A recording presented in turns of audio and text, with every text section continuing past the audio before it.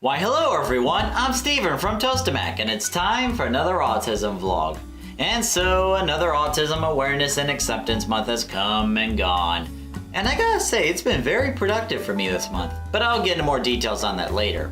To wrap up this month, I'm gonna be doing a Q&A session tonight where I take questions from you guys, the audience, and give it the best possible answer I can. So let's get to it. Our first question is from Daggy from Twitter. She writes, what does the word autism mean to you? And this is probably a question that everybody asks at least once, as autism can mean many different things depending on who the person is. Some people think of it as a gift, some people think of it as a curse. Me? It just means I was born differently, that's all. Just like everybody else is born differently. Now don't get me wrong, my autism is very significant in my life. It's inseparable of who I am, much like my gender, much like my age, and I'd like to think that it's thanks to my autism that I was able to go to places and do things that I wouldn't even have imagined possible. Like a couple weeks ago when I was a VIP member at an event called Honestly Autism Day, and I was really honored to be a part of that event. So while autism is significant in my life, it doesn't completely define who I am. At the end of the day, I define me. Remember guys, I'm Stephen McAllister, not Asperger's syndrome. So just wanted to get that cleared up. So yeah, autism is a significant part of my life, but it doesn't completely define me, like I said. So our next question is from Maddie Barker from Facebook. He writes, what is a good way to help people with autism overcome social anxiety? To give the simplest answer, practice. Practice, practice, practice. Like I remember when my mom used to take me and my older brother Daniel to this Mexican restaurant here and there, not only because we liked the food, but it served as a perfect place for us to practice social skills. Like, it didn't have that many customers in there, but it was enough to keep the business going. And my mom actually talked to the owner of the place saying that we would come here often to not only enjoy the food but also practice social skills, and the boss was okay with that. So if you want to talk to the person in the restaurant to let them know that you want to come here often to help teach your autistic children about social skills, deal with social anxiety, I'm sure they'll be happy to accommodate for you. So every now and then we would go here, and each time it would be a different experience due to the fact that there was different customers at a time. But we would also try different things like how to order from a menu, how to speak politely to strangers, and how not to stay underneath the table when the waiter's waiting for an order. So yeah, like I said, it's just about practice, practice, practice.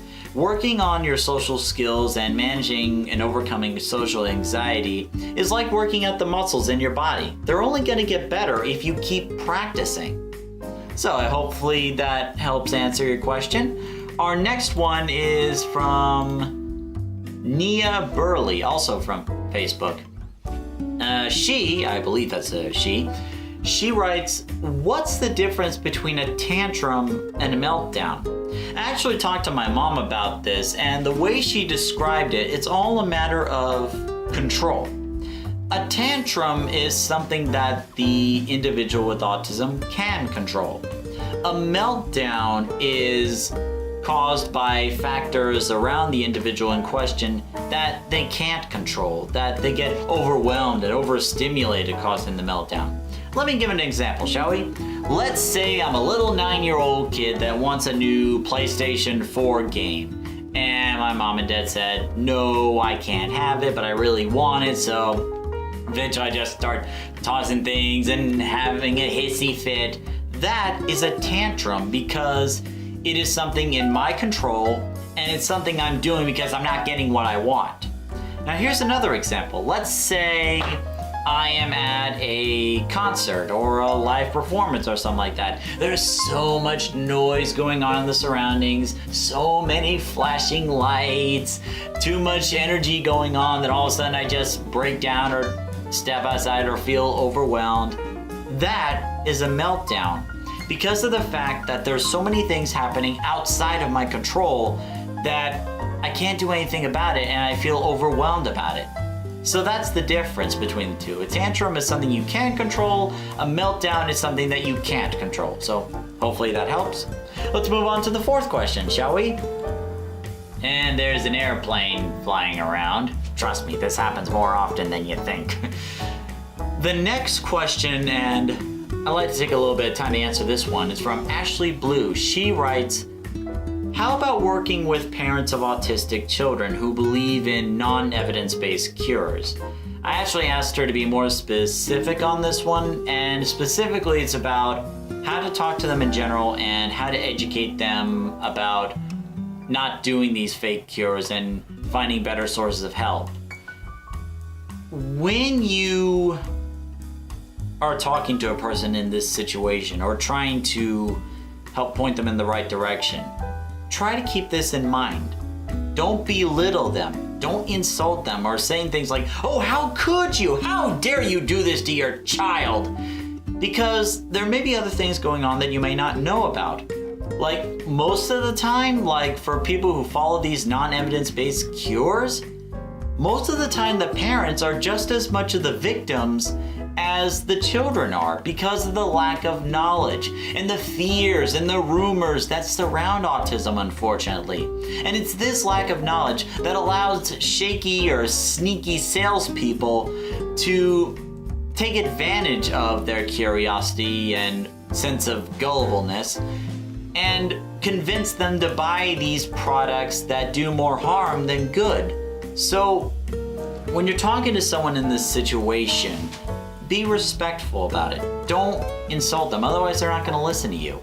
Just explain to them what these non-evidence-based cures really are and how hazardous they can be to your child. Show them the research, do your due diligence. Show them why that this practice is wrong. And then, once you explained everything to them, point them in the right direction. Show them where they can get help, because once you prove them wrong, they're most likely going to be like, okay, if that's not going to work, what will? And at that point, they're going to be looking to you for answers. So it's up to you to do your due diligence and make sure you know what the right answer is and where they can go to get the help that they need. So remember, when you're helping them out, when you're telling them that these fake cures are wrong, just remember, you're not trying to belittle them or saying that they're wrong. You're trying to help them. There's a big difference between the two. I actually did a video on this a while back talking about a news article about these fake cures. Feel free to look at the article and learn more about this topic. But for me, I'm just gonna say, treat them as people, treat them with respect, show them the research, then point them in the right direction. Our final question today comes from Angie Riffenberg. If I mispronounced your name, I apologize for that. She writes, as this month comes to an end, where do you take your project from here? And that's actually a very good question, because at the Honestly Autism Day event, not only did I get the chance to showcase my autism vlog in front of a live audience, not only did I get to showcase my books, but I also did a lot of networking during the event, which is very important if you want to be successful in this business. So I was talking with several vendors and also some other representatives of other organizations, and I've actually got some planning for some future events coming up. Like there's one group that does something called Camp Inclusion, which is, from what I understand, a summer camp for special needs individuals, whether they have autism or some other disability. So I'm actually going to be talking with them later on to see if I can make a special video for them advertising Camp Inclusion. And if I can get that sorted out, that video is going to be on YouTube, baby. So feel free to check that out later on this year. That's probably going to be late summer, like late July or August, somewhere like that. So hopefully I can get that promotional video made and uploaded so you all can enjoy it. So it's going to be a huge opportunity, because it's the first time I'm going to be doing a professional video for someone else's event, and I'm really excited for it. I also met some other vendors who also have their own YouTube channels, so I'm going to be talking to them about possible collaborations, about helping promoting their channels on this channel with a collab video, and so on and so forth. I'm also going to be emailing other people, like there was also Rise for Autism and other people that were doing like music as therapy for autism, to see if we can get more events going on there. Like, I mentioned this a few times before last year that I really want to do more event vlogs in this YouTube channel. You know, not only to add up more variety to the channel, but I find that a lot of people are attracted to travel vlogs and event vlogs because it gives them an experience that they couldn't have otherwise. Like, I couldn't go to Paris or Africa or wherever, but thanks to travel vlogs, I can enjoy their experience from the comfort of my own home. So I think it's that charm that are really making the travel vlogs and event vlogs more popular on YouTube recently. So once I continue networking with these guys, I'm going to try to get more events in and try to get them on this YouTube channel for you guys to enjoy. So that's basically the plan. Oh, also, my books are also on Amazon now, so that's a thing. I'll leave the links to the Amazon books down below. And that's just about it. So what do you guys think about this year's Autism Awareness and Acceptance Month? Do you like any particular videos I made this year for this month? Or did something else significant happen this year? Let us know in the comments down below. Let's start a conversation. So thank you very much for watching, ladies and gentlemen. If you like what you saw, don't forget to like, comment, and subscribe to stay up to date on the latest vlogs. Don't forget to hit the bell, though. That's how you stay up to date. So thank you very much for watching, ladies and gentlemen, and until the next video, see you later.